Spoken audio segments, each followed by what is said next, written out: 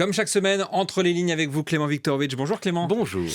Chaque semaine, on lit entre les lignes de l'actualité. Et cette semaine, vous revenez sur l'élection de Javier Milei en Argentine, candidat devenu président, qui se revendique comme anti-système.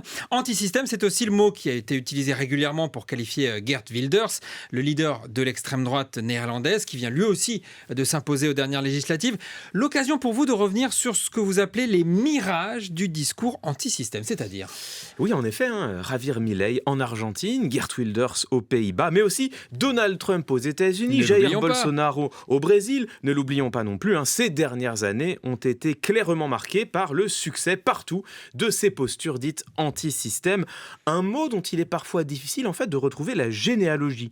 Il arrive qu'il soit mis en avant par les candidats eux-mêmes, c'est le cas notamment pour Javier Milei, mais il semble également qu'en d'autres contextes, ce qualificatif s'impose plutôt dans le commentaire journalistique sans avoir nécessairement été mis en avant par les politiques eux-mêmes. Mais est-ce qu'il est possible de définir clairement ce concept ? Eh bien en fait c'est difficile. Il existe en sciences politiques, c'est vrai, une définition très connue d'ailleurs qui remonte aux années 60, celle du chercheur italien Giovanni Sartori, pour qui les partis anti-système sont les partis qui contestent la légitimité même du système politique dans lequel ils s'inscrivent. Le problème, et on le voit tout de suite, c'est que cette définition s'applique fort mal aux partis dont nous parlons, aux candidats dont nous parlons, qui ne cherchent plus du tout à renverser les régimes politiques, mais au contraire revendiquent de prendre et d'exercer le pouvoir. Aujourd'hui, le caractère anti-système désigne donc autre chose, non plus une proposition politique, mais plutôt un positionnement rhétorique. C'est par leur discours que ces candidats peuvent être rassemblés, alors ? Oui, c'est ça, et dans leur discours, on retrouve effectivement un thème similaire, l'idée que ces candidats se dresseraient contre une petite élite, à la fois politique, économique et médiatique, qui se serait organisée pour confisquer le pouvoir des mains du peuple et aurait ensuite emprisonné le débat public dans la chape de plomb d'un discours dominant, voire d'une pensée unique. Alors, très clairement, quel est l'intérêt de ce discours ?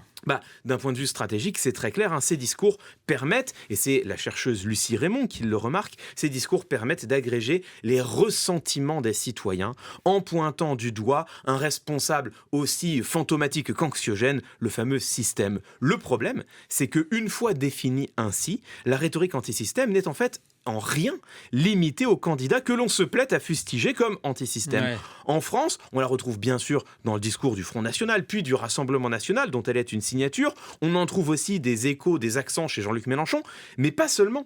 Écoutez ces deux extraits de discours. Le premier nous vient de Nicolas Sarkozy en octobre 2016. Allez. On était en pleine campagne pour la primaire des Républicains. Et le second nous vient d'Emmanuel Macron en juillet 2016, quand il lance sa candidature à la Mutualité. Je suis candidat pour parler du quotidien des Français, pas pour être le représentant d'une petite élite pour qui tout va bien. Cette élite si puissante dans la sphère administrative et médiatique et si minoritaire dans le pays. Alors cette histoire, elle dérange aussi, parce qu'elle inquiète le système, ses incohérences. Si le système devait être inquiet et penser que nous allions céder, vous êtes en train de lui montrer que c'est tout le contraire. Définition du système. Voilà, vous l'entendez, c'est effectivement la définition même d'une rhétorique anti-système qui est en l'occurrence endossée par un ancien ministre de l'économie et un ancien président de la République. Mais alors si tout le monde est anti-système, est-ce que le mot a encore un sens ? Non, précisément, et c'est toute la difficulté. Prenez par exemple le responsable politique anti-système par excellence, je veux bien sûr parler de Donald Trump, un magnat de l'immobilier, star de la télé-réalité qui a passé toute sa vie à fréquenter les cercles du pouvoir économique, politique et médiatique. S'il existe quoi que ce soit que l'on puisse d'une manière ou d'une autre qualifier de système, lui en fait assurément partie. C'est une pure posture, une manière pour lui d'englober tous ses concurrents derrière un mot épouvantail, le système, pour se prétendre être seul à côté du peuple. Le problème, c'est que cette fiction rhétorique a des conséquences politiques très concrètes. Quelles conséquences politiques ? Eh bien, elle agit comme un bouclier déloyal qui permet de transformer tous les revers, toutes les défaites, toutes les difficultés en atouts.